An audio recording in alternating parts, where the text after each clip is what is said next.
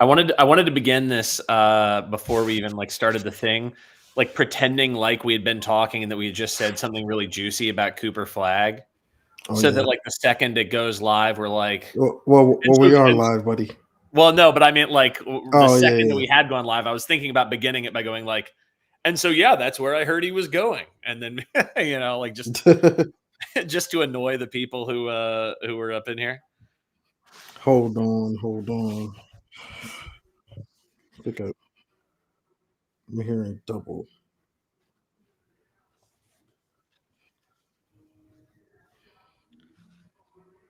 Yeah, let me know when to.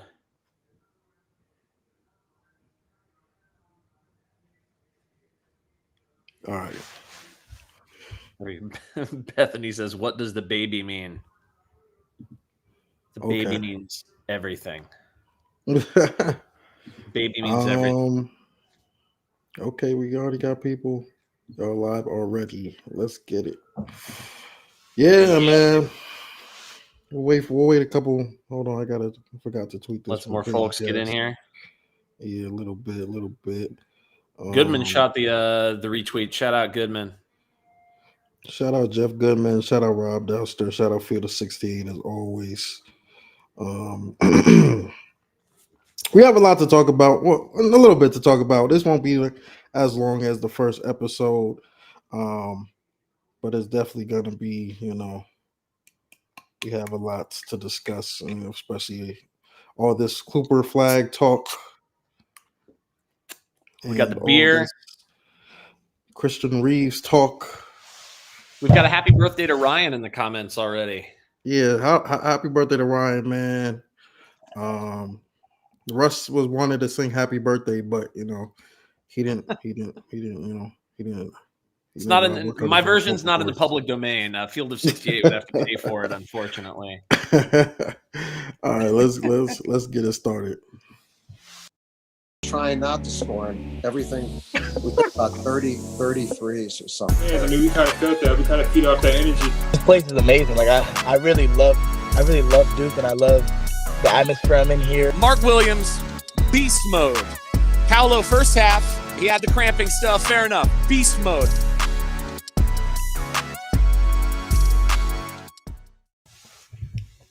Welcome back. Quick turnaround. Fresh off the Wednesday show, we got episode 2 here, episode 1.5, a little bonus reaction to CTC. We got our first look at Duke tonight. I'm here with my guy Russ. Ryan, happy birthday to Ryan. Ryan is out today, celebrating his birthday, so shout out to him. Turned 45 he's years incoherent old. right now. He can't come to the thing. Yeah. He's partying too hard. Yeah, too hard. But yeah, man, we got a lot to talk about. We just got a taste. First look at Duke. We got to look at Cooper Flagg with the crazies. A lot of Cooper Flagg rumors. My DMs. Why do y'all just want to jump to my DMs immediately for comfort? I am not your fallback. But we will discuss that, and of course the Christian Reeves show. But yeah, Russ, give us your first thoughts on just Duke, what you saw tonight. The scrimmage. I mean, we could talk about players player by player, I guess. I mean, I feel like the obvious one we can leave Christian Reeves a little more of an actual conversation. I feel like the easy one to talk about is Jeremy Roach. It's his 4th countdown to craziness. He looked very comfortable, especially I tweeted this out. Whenever we get an offensive rebound and we kick it out to him and he just catches and shoots, I feel like his shooting percentage for that is 100%. It's always going in when he shoots that shot specifically. And so that was really great. I mean, I think that's, again, a really telling sign of what we expect from Jeremy Roach this year. Leadership when younger players are struggling. And I'm not reading anything into some of the struggles of the younger players. This was their first time playing in front of fans in Cameron. Obviously, there's going to be a little bit of jitters, a little bit of comfort going on. But Roach was very, very comfortable, and you love to see that. One thing I will say, I tweeted this. Putting Jeremy Roach and Tyrese Proctor on the same team. It's unfair. Putting Flippin' Reeves. I mean, Flippin' Reeves, who's the tallest guy? You got Ryan Young And then Stewart on the other team, I mean, like, don't get me wrong, I love Stewart, but I mean, Reeves is the biggest guy maybe on the, like, he and Flip are the biggest guys, and then you have the 2 starting guards as well. Yeah, that's stacking the deck for sure. Yeah, that was. I mean, it was definitely, we knew kind of before who was gonna win. I wouldn't take, to me personally, the freshman guards, they didn't look great tonight.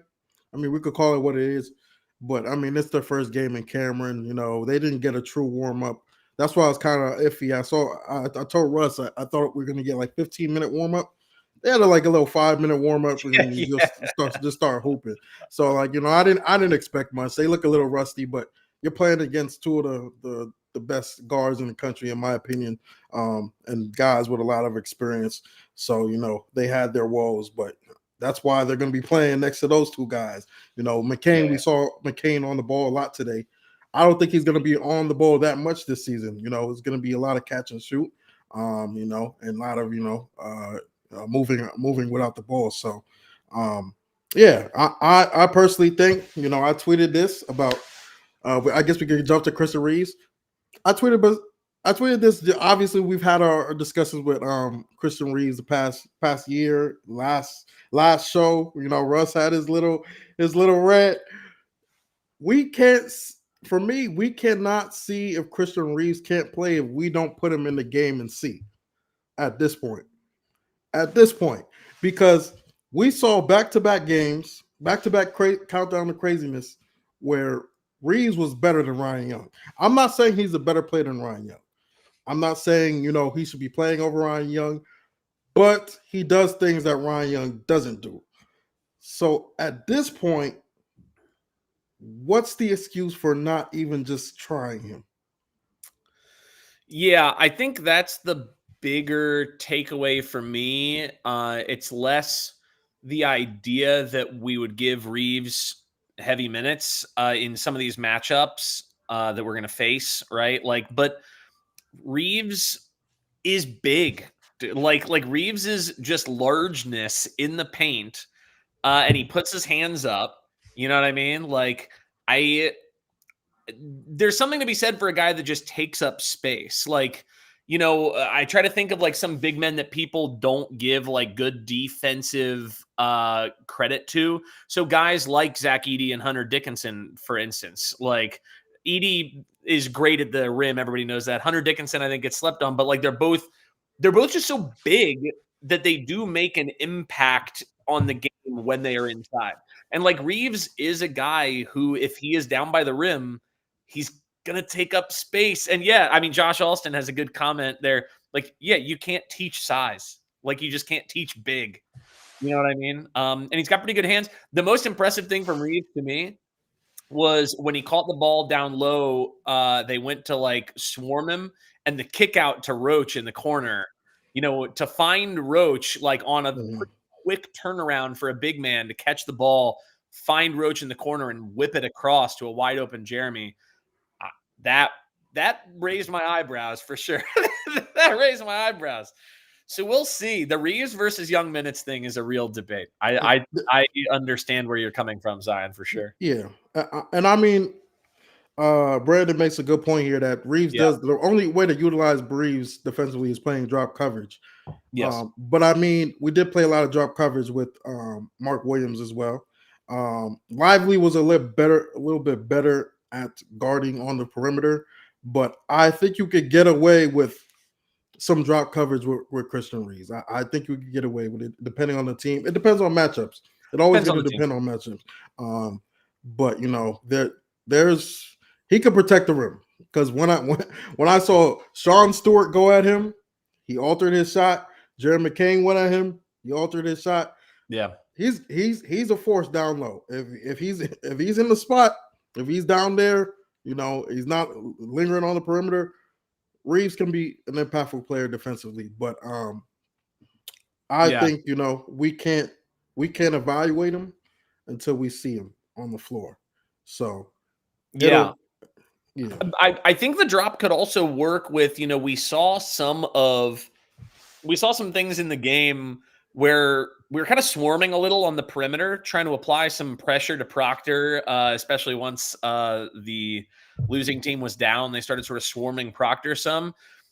I feel like if we play a lot of pressure on the perimeter and just try to like commit some turnovers, then we can probably get away with playing Reeves in drop down low if we're not just like letting teams operate their half court, right? Like if they just start like forcing us to switch and like, trying to, and especially if they've got a 5 who can go out there, then sure, then Reeves probably can't do those things. But like if we're swarming the perimeter and we've got Reeves just like as a big body inside, so that if they get past the perimeter, they try to do some like mid-range floater stuff, but Reeves is just big and he's there, that could make an impact. So yeah, I mean, you don't want to overreact to a game like this, but I do think that your point of why would we not give him some spin, especially when we project Ryan Young to get some spin, is a valid point.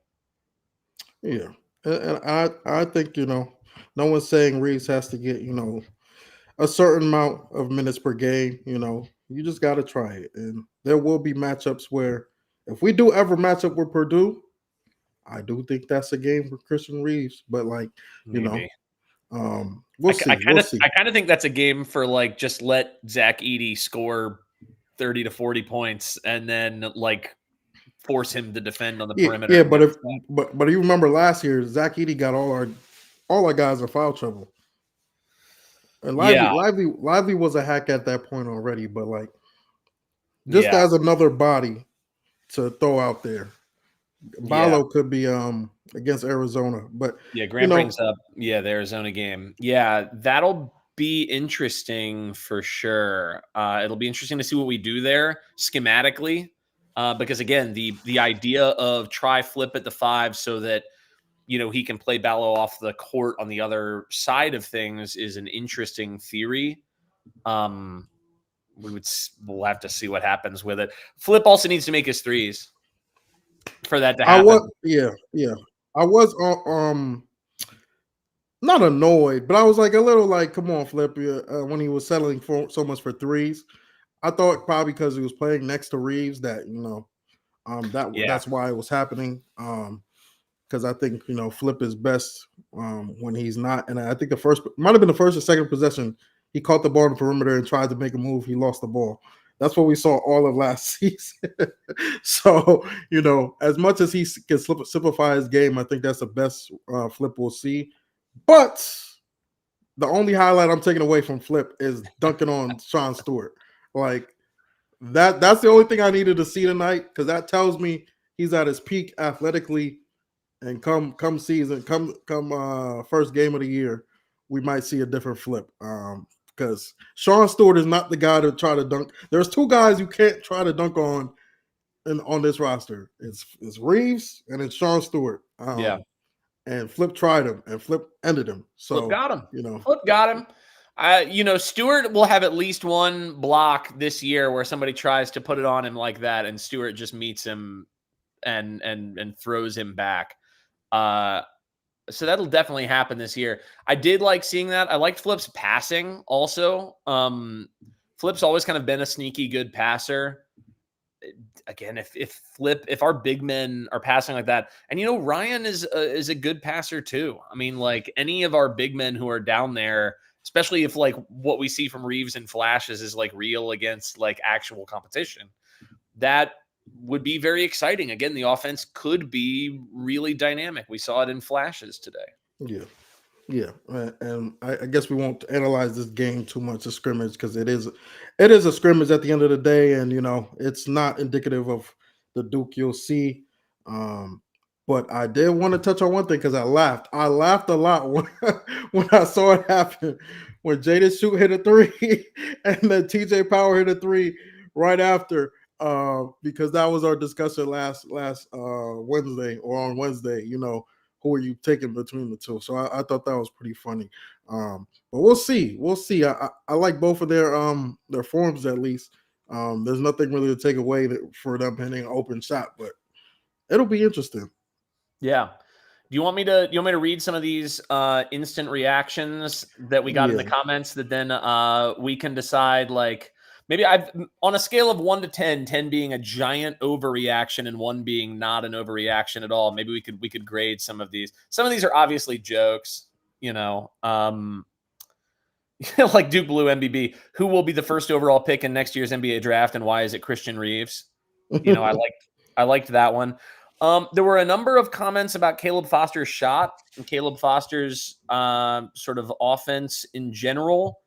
You see that? Let's just scroll down and like go one by yours one. Yours might be in slightly different order than mine though, and I can't see that on my screen. Oh, you can't see? Okay, it's too tiny on my screen here. If you want to just pull some up, by all means. Yeah. Let's just go in order. Does Reeves get 20 minutes or 30 minutes per game? No.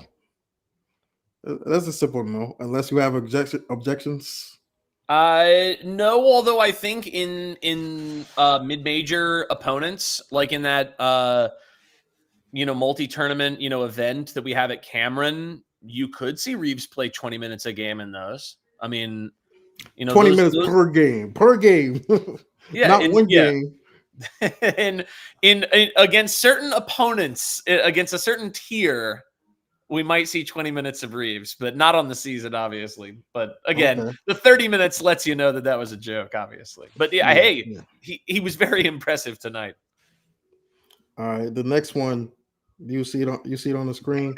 I'm just looking at the comment from the UConn fan that said Jon Scheyer is a nerd.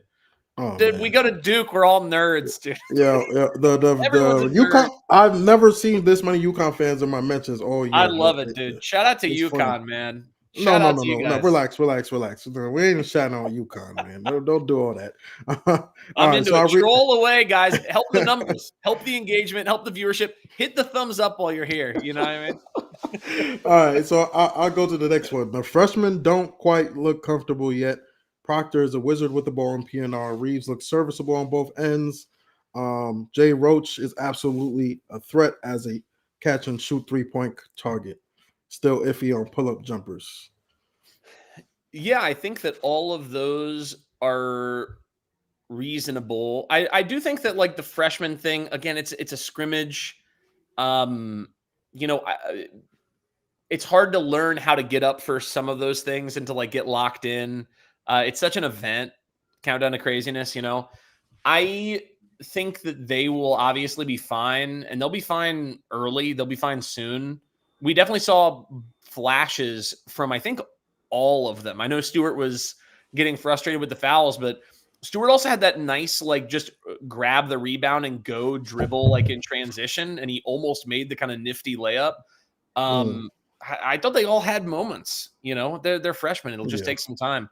And then the Reeves serviceable on both ends. Again, when you're playing drop, I think Reeves can definitely be serviceable. And we know that he can grab offensive rebounds. We know he can dunk. We know he can do those things. And yeah, Roach is a catch and shoot 3-point target, especially off offensive rebounds. Is great. Is money. If Roach gives us at least 36% from deep this year, let me check quickly what he shot last year. I bet he shot around that on the year, maybe 35. Yeah, I would guess 35. Hold on, let me see. But I bet the splits between off the bounce versus 34. catch and shoot, which I don't have the splits on off the bounce versus catch and shoot, but like I bet they're noticeable. Like his catch and shoot is clearly better than his off the bounce, which is fine. Yeah. I mean, it's that way for most everybody, I don't know why I pinned this message. Why did I pin that message?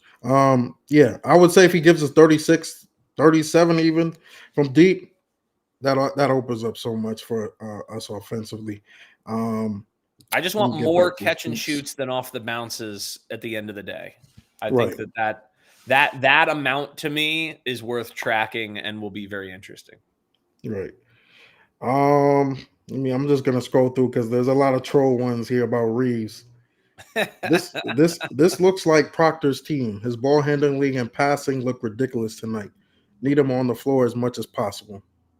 Is this Proctor's team? I mean, like I kind of have said this before, so maybe I need to stand by it. I do think that Proctor is the guy who needs to play the most minutes per game for this team, for sure. Like in my mind, that's definite. His change of pace with the ball in his hands is ridiculous. Like he sent a couple of people sailing when he just like hesitated and then like immediately blew past them. And then his vision is great. Like his vision is just flat out great. The jumper still needs to make sure that it's fully ironed out. But man, I kind of think if you're going to say it's somebody's team, then the person with the highest minutes per game is not a bad person, to say that about, I would think. Yeah. Yeah. What do you think? I mean, or do you not want to? Do you want to sit on the fence for this? No. I mean, I would say it's Proctor's team. It's hard to single out. I think we go at. I think we'll go as Proctor goes. So, depending on what he gives us, how he's facilitating, how he's scoring the ball, how he's defending, that's going to determine how great we can be. But from, I guess, the political side of things, well, not political, but just like the political answer, is Flip's team, just by I guess the stature of he might be ACC Player of the Year, he might be first team All-American. He'll lead stats. He'll lead the stats. Yeah. The other interesting thing about what I just said about Proctor leading the team in minutes per game, I kind of think if anyone was to miss time, like Proctor, Mitchell, or Flip, that Proctor is the one that like we probably have a contingency plan for the best. Like Proctor is our highest ceiling guy, but like also if Proctor had to miss a couple of games, we've got guys who can do some things at the point of attack. And if it's Mitchell or Flip, that's a very different story, I think. Right. This was an interesting one. I'm trying to let me blow these up. You see shout out to James Young in the chat, really helping he's helping our engagement. He's helping the engagement. Reginald Burton. What is he saying? What is he helping saying? out the engagement. He's spelling UConn one letter at a time. I'm glad you could spell, my brother. I'm glad you could spell. Although he only put one N, so you tell me. Maybe not. Didn't take the spelling class at UConn. This is an interesting thing because I did notice this. This is from David Nick 33. Foster's shot is not pretty at all. It's not at all. Yeah, it's not. It's not conventionally pretty. Yeah. Yeah. And I did, like, when I was watching him in high school, I did think of that. Like, that's why it was, I don't call him a pure shooter, but I mean, he could knock it down. I think he's a gamer. Yeah. But it'll be interesting to see because it does need work. But if it goes in, can't really say anything. But that was definitely an interesting. He strikes me as a guy that is probably more volume oriented as a freshman than efficiency oriented would be my guess. The stroke might have something to do with that. But he also had some really pretty floaters. Like some of those early things just didn't fall. And he obviously did some dribbling into traffic and had some freshman mistakes, right? He's going to make them, especially early in the season. But he also had a couple little nifty, like get into the paint and put a little floater up. And we haven't really had guys who have like consistent floater game in the last couple of years. So that would be a really nice thing. Well, how far do you be by a couple of years? Since the graduation of Trey Jones, is that okay? Departure of Trey Jones? As long as you keep Trey Jones in that discussion. Yeah, Trey had the floater for sure. Yeah. It's more that like Roach has never really had that in his bag consistently, which is weird. I think he should, like he could, but he always wants to get to the rim. He wants to get to the cup generally, which is interesting. But Foster was busting it out right away multiple times. A couple of them went in, and somebody pointed out in the comments too that Foster had I think he was the one who found shoot for the three. So again, some nice vision from him as well. You like to see those flashes from a freshman. You got a comment here that disagrees with Proctor leading in minutes per game, but Jerm, Foster, McCain are closer to him than anybody else on the team is to Flip. That is true. It's But- true and it's not. Like, it's true and it's not because, like, Flip, at the end of the day, a big man, for the majority of the games that we're going to play, doesn't really need to play over 30 minutes a game sometimes. Like, what did Flip do last year? 30, 31, 32 maybe? I'm about to Like, check right now. Like, he could do that again, you know? But, like, your point guard, especially in the big games, like, in the big games, Proctor, like, kind of has to play 40 minutes or close to it. Like, Conference play, Flip was 30 minutes per game. Yeah. What was I didn't look this up before, but I'd be interested in seeing what Proctor's was like from the Jeremy Roach injury onward. You know what I mean? Like, it's probably comparable. Would be my guess. That would require me scrolling a lot. Yeah, no, don't do that. But yeah, Proctor's just different, man. Like, you know, like yes. I think that if Proctor had to miss time, we've got guys who can fill that gap. But in terms of hitting our ceiling, like, Proctor's got to have the keys, I think. Yeah. I mean, Jeremy Rhodes did lead us in minutes per game last year, 33. It's always going to be the guard, especially at Duke, that stay on the floor. No matter how much depth we have, we will be staggering minutes at times. And Foster will run the threesome too. So yeah. And I feel like, you know, at times we'll be playing a lot of three guards anyway. So, you know, that'll probably even out to Proctor or maybe Rhodes still leading us in scoring. Question for the host here. I see. I think it'll be Flip. What is the expectation for the tournament this year for Duke? Yeah. What is it every year, man? Yeah. What was it? Did we say national championship last year? We didn't say that. No way we said that. I think there's a difference between expectation and realistic expectation, but like, Duke fans expect a title every year. Like, it's not a realistic thing for people to expect, but it is kind of what fans expect. I think last year we knew that was going to be a stretch, especially once we hit those speed bumps in ACC play. Right. But yeah, I mean, this year the expectation is title. I think bare minimum the expectation is for Scheyer, and we'll talk about Scheyer's extension later, but for Scheyer to prove that when he's got the talent, that he's got the juice to take Duke on a substantial run in March. Right. I do think that's important. We will get to the Scheyer talk. But yeah, for me, I mean, it's national champion. I wouldn't have said national championship last year. If I did say that early in the season, that's just my Duke fumes clouding my thought space. But I do think this team has I'm going to allude to it because I did ask him, Jared McCain. I asked him if it was a championship or bust season. He kind of shrugged it off in a way. Kind of said he never has that mindset. But I do feel like Final Four at the very least, if we don't get to the Final Four, that's not a good season for this team. Well, if your aspirations are Final Four, then I think ultimately your aspirations are title. Right. You know what I mean? Because like, once you're there, you're so close. Like, you're really close. Like, if you think you're a realistic Final Four team, you're probably also a realistic title team at the end of the day. Right. You know what I mean? Right. Should we jump into Scheyer before you jump into? I thought there were one or two other hot takes. Okay. Can we get a Jaden? I saw at least one Jaden shoot one in there. You know what I mean? Jaden shoot. Let me find it. After y'all pushed back at me about shoot, when he made that three, you knew I was happy. You knew I was happy. Yeah, but TJ Power responded immediately after. He did. Hey, you know what? If both or either make we need one of them. Here's your Jaden shoot. Best looking stroke, dude. It's a nice looking stroke, though. For real, it is. It's a nice looking stroke at the end of the day.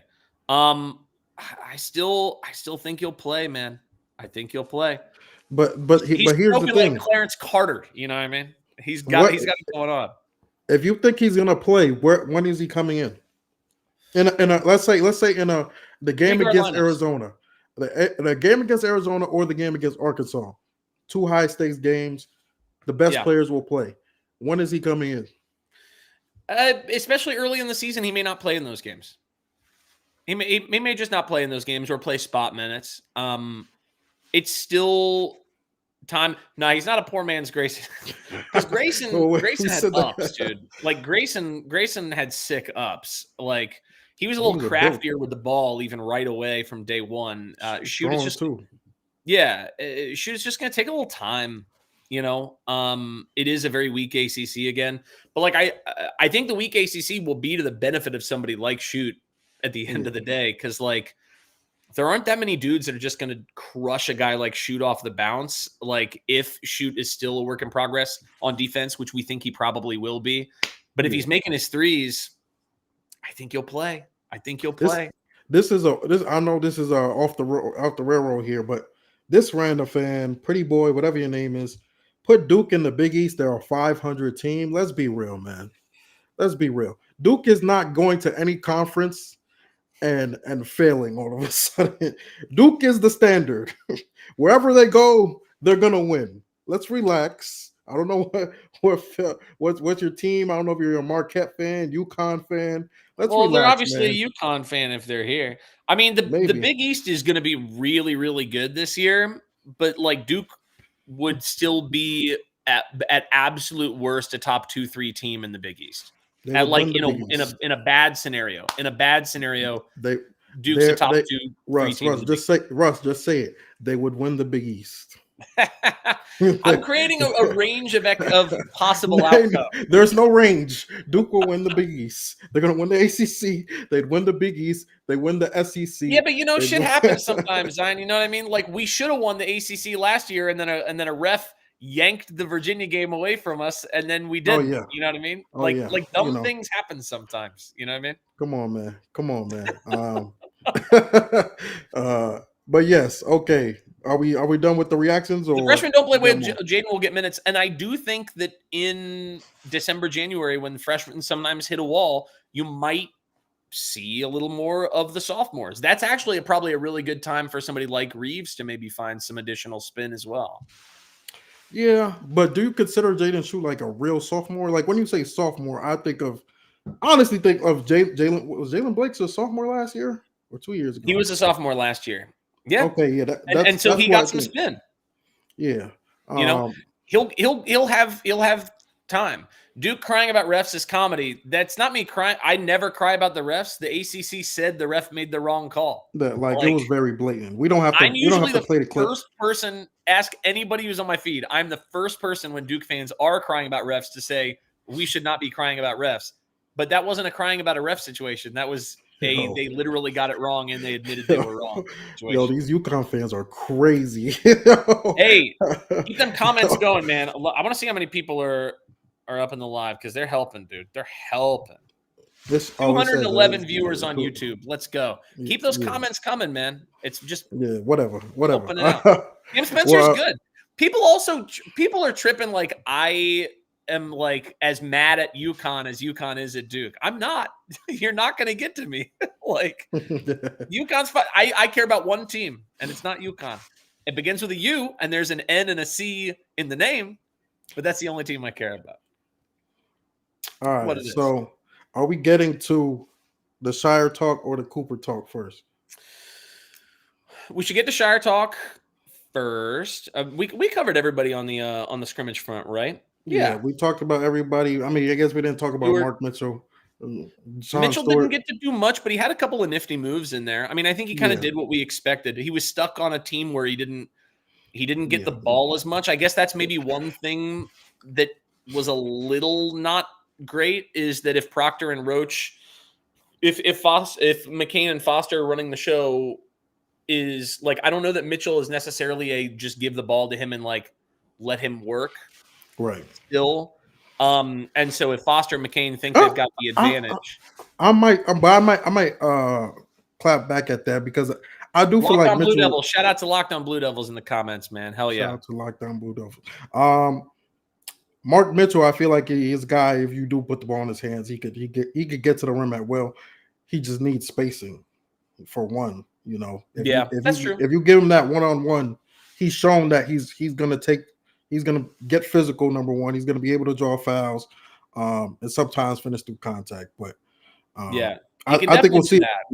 Yeah, I think we'll see him more with Tyrese and Roach next to him rather than, the two And freshmen. that'll help substantially. So yeah, but he had a couple of nifty moves in there, But yeah, I guess we could talk about Mr. Jon Scheyer. So, Woj bomb. How often do we get Duke Woj bombs? Let's go to the tweet. There is a tweet.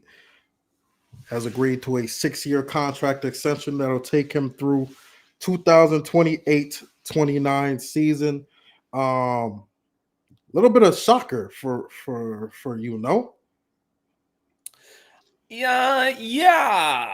We talked about this some. A mutual acquaintance of ours, who I won't name because I don't know if they would like me to name them, did ask the question: Who were we bidding against? Right? Like, did we need to extend him at this very moment? Like at a lot of schools, you're going to give the extension because other schools are going to come in and swoop up and take your guy, right? Like that's not going to happen here. So then who are we bidding against? I could make the argument that maybe it provides some security for incoming recruits, to know that maybe this is the guy, especially if they're multiple year guys. This is the guy. It'll stay the guy. It's a vote of confidence. I also don't think it's probably such a huge vote of confidence that if things go disastrously, that there's not ways out. I think it's a good way of showing, hey, this is our guy. We like what he did at the end of the year. Guys going forward, your Flaggs, your Boozers, the others, this is going to be your dude. So in that respect, I get it, but I also understand the point of view of like, why now too? I don't have a good answer for that. Yeah, that's where I'm fine with it. I'm fine with the move. I'm not against the move. Scheyer, it seemed like Scheyer was he was automatically going to get 5 years to show that he could do this when he took this job. He's endorsed by Coach K, former Blue Devil, won a national title. He has too many ties to the program to not have a long leash. But it was a surprise to see the extension because, like you alluded to, who was competing with us for Jon Scheyer? One, two, he didn't have a season with expectations. This will be his first season with expectations. I'm just playing devil's advocate. This is his first season with expectations, and he has to, I guess, prove himself in a way this year. Last year, we were a young team. Only had Jeremy Roach coming back. Our two top freshmen were injured. The season didn't really have expectations. The fact we won the ACC tournament, that was a great season, and that's usually not the bar for Duke. The bar is high this year. So, if we jump the gun, and the season doesn't go as well, is it a mistake? I don't know. But I'm just playing devil's advocate. I like Scheyer. I think he's great for the program. He's done a lot for us, bringing these high-level recruits. The one thing that could have been included in the contract was a Cooper Flagg commitment. If he got the Cooper Flagg commitment, maybe Duke was like, you got the bag, brother. You got the bag. But we'll see. Yeah, I mean, a couple of people are bringing up in the comments maybe like the NBA, but like that doesn't. It's too soon. It's too soon. Way too soon. It's way too soon, and B, we just like I feel like things about like those sorts of interests leak out over time. You know what I mean? Right. Like any of the guys who might go to the NBA, we've already heard that they might be interested in the NBA one day, right? Like I just haven't heard anything about that with Scheyer. So yeah. and I mean Chaney is a trolling UConn fan, but like again, after 1 year, no NBA team should be calling Scheyer for like a head coaching job. I mean, like it's too soon. It's way too soon. There's not another college program that can suit him better than Duke. So for sure. Maybe it's just Duke, trusting their guy, knowing they got the right guy. I respect that. But it does leave, a little opening of, was it too early? But we'll see. Plenty of time. I personally think the contract will age pretty well. To that point of Cooper Flagg, is it finally time, man? Is it we can talk about Cooper Flagg. all right, man? Let me roll out the clip.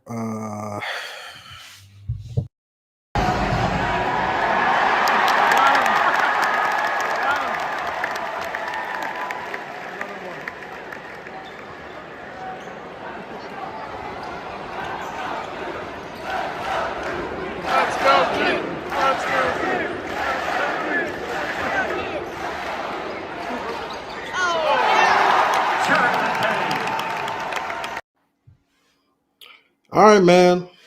It's time, man. Let's address these Cooper Flagg rumors. Yeah. Let's address these Cooper Flagg rumors. Let me pull this off the screen for anybody that was listening for audio. We just played a clip of Cooper Flagg with the Cameron Crazies holding up a baby. And I don't know the percentage. I don't know the percentage of people that go to the Crazies and celebrate with the Crazies and don't go to Duke, but I'm sure it's pretty high. I don't know. You could if anybody in the comments has an example of one time someone who's went to the Crazies and not come, then send it. But there might be like dudes who went with like a group. You know what I mean? Like if like 3 guys all went together, you know what I mean? Like then maybe one of them didn't go. It's a possibility. I shared on Twitter the other day that in the last, I think it was 7 years I forget what the number was, but there were 18 guys who went to Countdown to Craziness who've committed to schools already. Dylan Harper went last year and he's not committed to anywhere yet, so I'm not including him. And out of those 18, 12 of them did choose to go to Duke. Pretty good numbers, and also like 2 of them were North Carolina people who went to North Carolina. Like I don't know. I don't feel bad. Flagg was with a group. All right, then fair enough. I wasn't paying that close attention, admittedly. Yeah, I mean, but he lifted up the baby. And Duke fans know the baby always wins. The baby always wins, man. Yeah, look, it's like this, Zion. We've been talking to people today. We've been trying to figure out what we can find out, despite the fact that we are not insiders. We are fortunate enough to, just know a person or two who might be, who might themselves be connected. Man. I don't even know why you said that, because now you know what people are gonna comment. But go ahead. Well, you are an insider. No, I mean, I just haven't been given any indication that things have changed, like by people who I know are generally in the know about things. Like I know there's a lot of smoke. The smoke is alarming. It's alarming in the sense that it took me from like 99% confident to like somewhere in the lower 90s. So I mean, it's not insubstantial. But until the smoke turns to fire, I don't like a lot of the smoke is like people being like, "Oh, my dentist in Maine told me that Cooper Flagg." It's a lot of people trying to just get clout right at this point. Like it's a lot of people. Yeah, Jensen says those private forums normally aren't wrong, but like also Duke's private forums, everyone is confident he's going to Duke. Like I also know that a lot of UConn fans, and again, I appreciate the fervor that they have. A lot of them are pretty clearly just like having fun with this.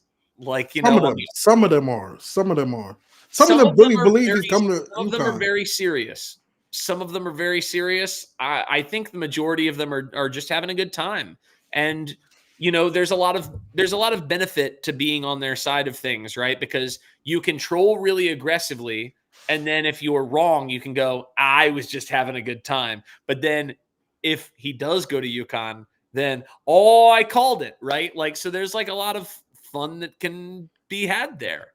I don't blame any of them for doing any of that. Yeah, James is having fun. A lot of people in the comments are having a good time. They're I playing. haven't heard anyone, and even the Trilly stuff from earlier, like, was in response to a tweet that said I wouldn't bet against Rachel Baker. You know what I mean? Like, that might imply that maybe there are people who think it's a little closer than others might have expected early. But like, Right. again, nobody has changed their like crystal ball. Nobody has changed their opinion, generally speaking, that I've seen. Again, I don't know anything. Frank Isola, when it comes to college basketball, is a nobody, dude. He is a nobody. Let me take this one because y'all think if anybody with a somewhat a blue check or works at a news company is connected in some way. Frank Isola still thinks the Knicks are going to be good every year. You know what I mean? Like, what does he know? This man Sorry, Zion. I mean, I'm not a Knicks fan. I don't care. All right, fair enough. Oh, you're with the Nets? I'm a Nets fan. He did All cover right, some of the Nets too, but enough. he has no connections whatsoever to high school basketball, high school hoops. No, yeah. Doesn't follow it. He doesn't even follow it. The people who are connected to high school basketball and the people who are connected to Duke all seem to remain confident at present that Cooper Flagg is Duke bound. That does not mean that things can't change. It'll never be a 100% certainty. Like it just won't until the name is signed on the line, which is dotted, as they said in Glengarry Glen Ross, right? Like, so there will always be people who are convinced that it's not the case. Yeah, I mean, the swaying crystal ball at 9 confidence. I don't know like what exactly to say because again, I'm not connected at all. But again, the people that I know who are connected seem still fairly confident. Let me. Okay, he does a podcast with Brian Scalabrine. Congrats to Frank Isola. But I don't value his opinion when it comes to anything about high school recruiting, high school basketball. He doesn't naturally cover it. He's not naturally invested in it. Brian Scalabrine. It's also the anomaly, right? Like nobody is going on record who is connected to high school basketball, grassroots basketball, Duke basketball. I mean, maybe there's a UConn insider. I don't know about the UConn insiders. Admittedly, I don't care. But like, maybe there's a UConn insider who is very, very confident. But I haven't seen anybody on record who has said, who is in the know. I mean, to mimic what I've pulled around. I woke up. I saw that message. I was like, I know what's gonna come with it. I woke up to 5-7 DMs. Yo, bro, my first tweet of the day. Yo, Cooper Flagg. You hear about Cooper Flagg? Like, I looked. I asked around. Yeah. I didn't find anything that should alarm people. But that's not to say he's ultimately a lock to Duke. It's just to say if you thought that tweet was supposed to change something, it hasn't apparently. So I don't know. And I mean, like, look, things can change. And I tweeted earlier, like, if things did change and Duke lost Flagg after Duke was very clearly the favorite for Flagg for a very long time, according to everybody, then that would merit a conversation. I think that would merit a conversation. But like, unless that happens, I'm not I'm not going to be concerned unless the one downside of this stance though is like very rarely when things change, like a change against Duke, they will change at the very last second and then everyone will change. You know what I mean? That's the thing though. Like, nobody's changed their Duke crystal ball, so we shouldn't be that worried. And I kind of want to respond to those people like, yeah, I mean, if you see one person change their Duke crystal ball, they will literally all change their Duke crystal ball. It's going to be a domino effect. Yeah, it happened with Flory. Like with Flory. I mean, and people were quick to point out. Maybe I think it was you who was quick to point out, among other people, that Flory was a different situation. I think on Reddit people said that too. That's true. That was a different situation than this. This has been a very long-term recruitment. That would be a very different turn of events. Yeah, until I see a reason for an alarm bell. And then by the time we see the reason for the alarm bell, it'll probably be too late. But Yeah. so it'll either be we see the alarm bell and we've probably lost, or we won't and things are fine. Like Listen, I kind of think that's the way it goes. listen, if he ends up at UConn, I'm not going to remember all. I mean, I'm sure we're going to do too many shows this season. UConn fans are going to pop up, but it's not that I'm not going to be losing sleep. I'm just going to be focusing on the team we have at hand, because the team we have at hand is a national championship contender. It merits shouting out VJ and Patrick, who are also there. It would be great to have at least one of them. I mean, it would obviously be great to have all three. BJ, man. BJ. I can't be that greedy, but VJ is great. I mean, Patrick is really great. He's another dude that's big. You know what I mean? Like, he's a big dude. Also, Jacob is wrong if he thinks Cooper Flagg is not Duke's top priority. That's absolutely completely wrong. Yeah, Jacob, we got to bring that back, brother. Cooper Flagg is everybody's top priority. Like Kansas, he already said no to Kansas. He's still Kansas' top priority, I bet you. But it's for sure. I was just trolling. I agree, by the way, with the person who says we're probably not going to get all three. I agree. Like, I definitely think that Duke is going to have returners from this crew, which, depending on how the season goes, might sway some opinion, right? He said Duke has 3 other wings signed. Wings win, baby. Get as much wings as you can, because that's the most versatile players on your roster. Especially if Cooper Flagg did sign, then we want versatility and spacing around Cooper Flagg in a substantial way. Cooper can space himself and do a lot of things too, but the more room you can create, and when you have somebody who is as elite in the inside at shot blocking and again at taking up space, at being big, as Cooper Flagg is, having wings who can apply a lot of pressure on the outside, VJ would play.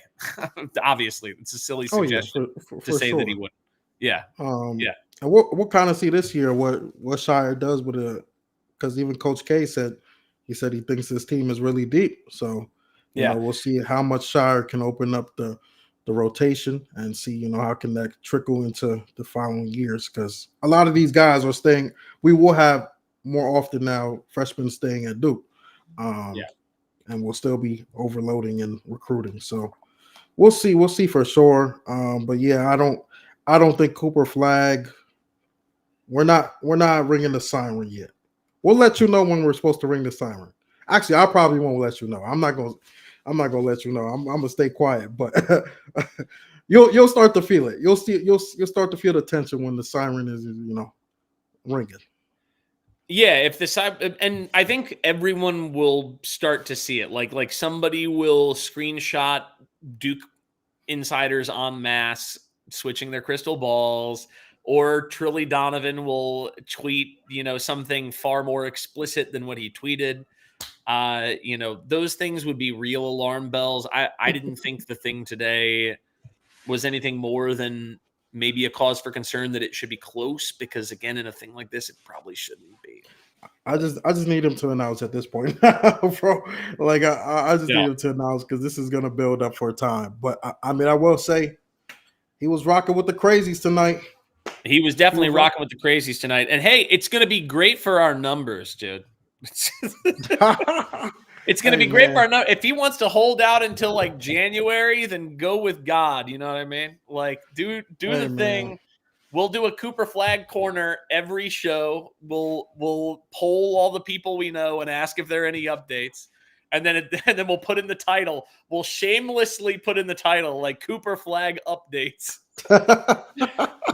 just and sometimes it'll be real and sometimes it won't. You won't know unless you come.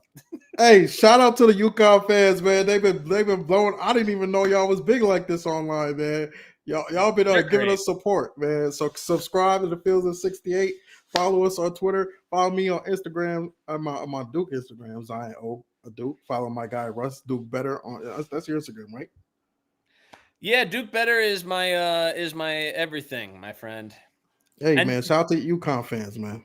everybody in here, Duke fans and UConn fans, hit the thumbs up on this YouTube feed also, we would love to have UConn fans back for the next video that we do. If you hit that thumbs up, then you will know when we go live next time, right? And you can come right back.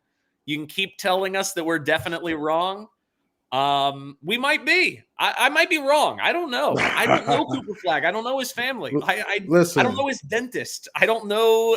You know what I mean? I don't know these people. Respectfully, though, my Twitter is Duke NBA. That's mine. Or you want to, if you find Duke NBA, you can find my personal too.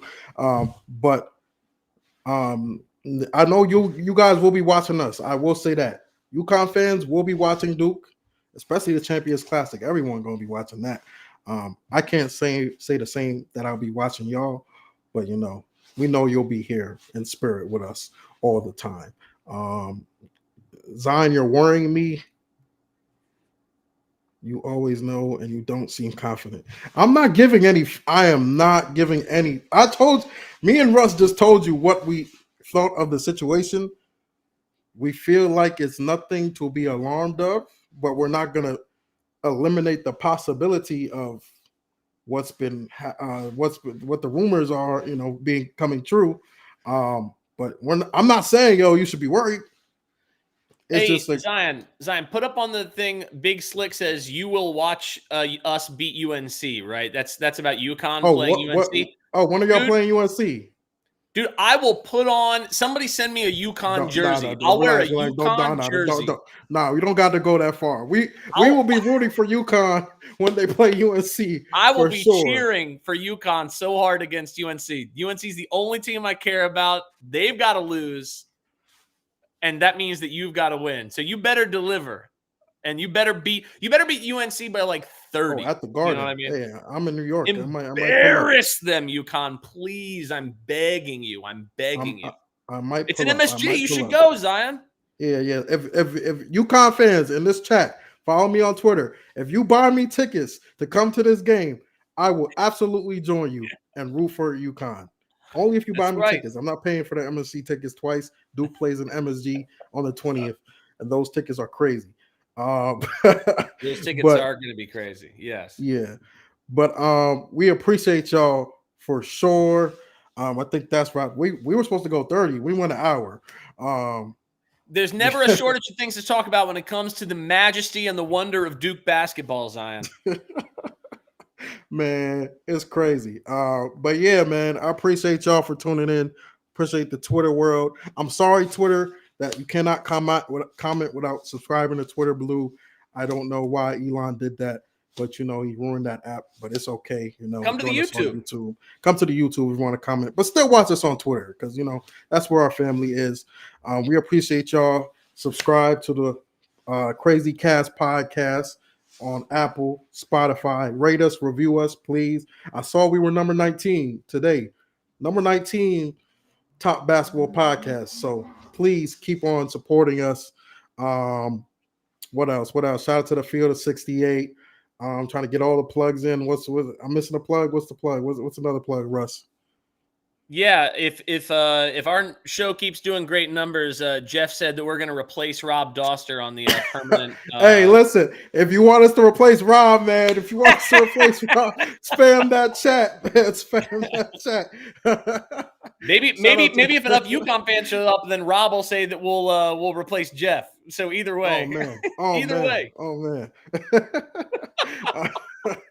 I appreciate y'all for tuning in. We don't know when we'll be back. Maybe next week after the secret scrimmage. Supposed to be playing Villanova, and then after that, I think a week later might be our first game or exhibition. So we'll try to come back next week. But we appreciate y'all for tuning in for both episodes this week.